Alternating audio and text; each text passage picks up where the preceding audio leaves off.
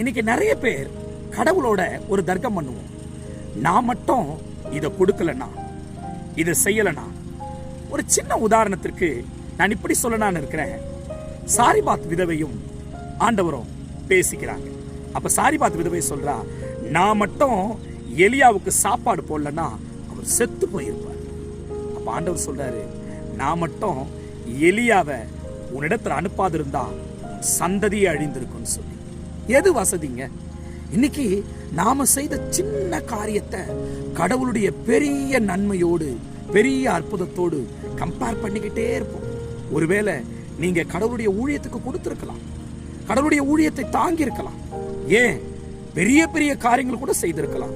ஆனால் ஒன்று தெரிந்து கொள்ளுங்கள், கடவுள் நமக்கு செய்த கொடுத்த எல்லா உபகாரங்களுக்கு நன்மைகளை வைத்து பார்க்கும் பொழுது அது துளி கூட சமமாகாது. ஆகவே நாம் எப்படி நினைக்க வேண்டும்? நான் உம்மிடத்திலிருந்து பெற்று உமக்கே கொடுக்கிறேன்.